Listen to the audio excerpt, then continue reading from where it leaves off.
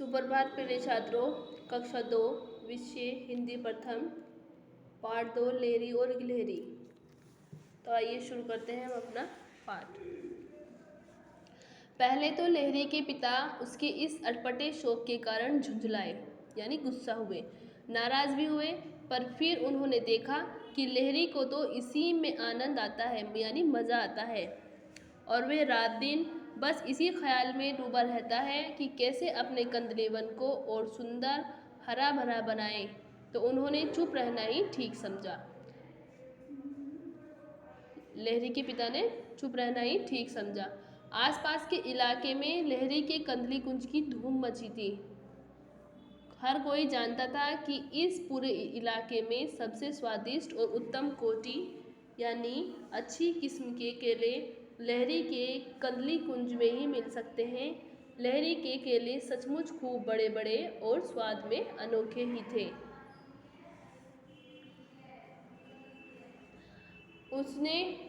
उनसे लहरी का लगाव इतना अधिक था कि उसे अपने कंदली कुंज में सुबह सुबह सैर करना और हर रोज पुष्ट यानी विकसित होते हुए केलों को निहारना यानी देखना बड़ा अच्छा लगता था।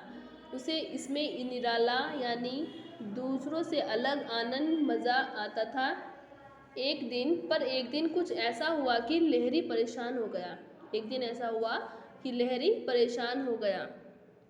उसने देखा कि केले की गाछ होती है बच्चों, पेड़, सारे केले अधखाए हैं और काफ़ी सारे पेड़ के नीचे पड़े हैं। बहुत से केले बिल्कुल खाने लायक हालत में नहीं हैं। देखकर लहरी के पैर वहीं जम गए। उससे बड़ा क्रोध आया। मन ही मन में सोचने लगा कि भला ये किसकी करतूत हो सकती है। क्रोध यानी गुस्सा आया। जिसने भी मेरी बगिया का ये हाल किया है उसे मैं छोड़ूंगा नहीं। गुस्से में भुन भुन करते हुए उसने अपने आप से कहा, लहरी ने अपने आप से कहा, ओह तो ये सत्यानाश की जड़, एक पैराग्राफ रह गया आपका। लहरी ने इधर उधर बगीचे के आसपास देखा पर उसे कोई दिखाई नहीं दिया। पर थोड़ा आगे चलते ही उसे केले के अगले पेड़ पर एक चंचल गिलहरी दिखाई पड़ी, जो कि मज़े से कुट कुट करती हुई यहाँ वहाँ दौड़ रही थी और केलों को कुतर रही थी। ओह तो ये है सत्यानाश की जड़, सत्यानाश की यानी विनाश की। इसी ने मेरी महीनों की मेहनत पर पानी फेर दिया है यानी बर्बाद कर दिया है। सोचते हुए उसकी आंखें गुस्से के मारे लाल हो गई। किसकी? लहरी की। अब तो लहरी का गुस्सा इतना बढ़ गया कि उसे लगा कि वह उस गिलहरी को कुचल डालेगा। पर जैसे ही वह गिलहरी की ओर झपटा, वे तुरंत बड़ी तेजी से अगले पेड़ पर कूद गई। फिर अगला पेड़, फिर उससे अगला, ऐसा कर वह एक दूसरे पेड़ पर कूदती फांदती जा रही थी।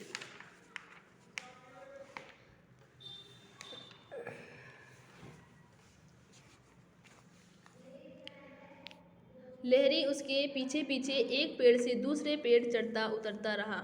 उसने अपने पीछे पड़ा देख लहरी भी पेड़ की बिल्कुल ऊपरी टहनी पर चढ़ जाती और फिर दूसरे पेड़ पर कूद जाती। उसके लिए ये खेल था। पर लहरी तो इतना हल्का नहीं था।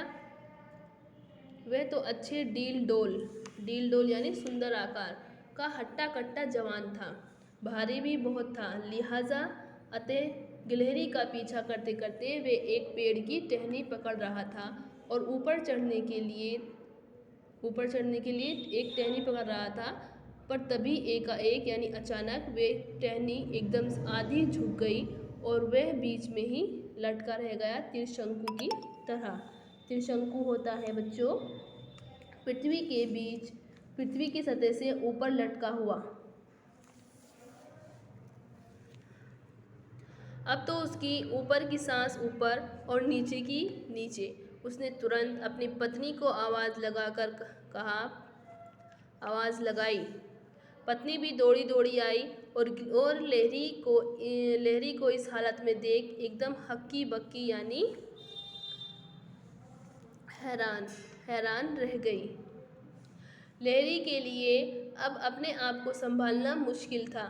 उसने गुस्से में डपटते हुए कहा, ऐसे आंखें फाड़े क्या देख रही है?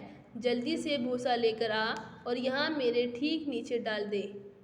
जा जल्दी कर, जल्दी। वह सोच रहा था कि नीचे भूसा होगा तो पेड़ से कूदने पर मुझे ज़्यादा चोट नहीं आएगी, पर लहरी तो अधीर यानी जिसके पास धैर्य ना हो, बेसब्रा था। जिसके पास सब्र ना हो। उसकी पत्नी भी कुछ कम बुद्धू न थी। उसने पूछा, कितना भूसा लाऊं? लहरी ने जैसे ही ये बताने के लिए हाथ फैलाए, इतने में वैसे ही वे धड़ाम से नीचे ज़मीन पर आ गिरा। उसके माथे और हाथ पैरों पर काफ़ी चोट आई। कई रोज तक बेचारा लहरी हाथ पैरों पर पट्टियां बांधे खाट यानी पलंग पर लेटा कराहता रहा। हालांकि मज़े की बात ये थी कि इस हालत में भी गिलहरी दिन में कई बार उसका हाल चाल पता करने आ जाती। दूर से झांकते हुए वे मुस्कुराकर लहरी से कहा करती थी, तुमने बढ़िया कंतली बंद लगाया। ये तो ठीक है, पर भैया पेड़ों पर उछल कूद करने में मुझसे होड़ करने की क्या ज़रूरत थी? होती है प्रतियोगिता। ठीक है, आपका ये पाठ पूरा हुआ।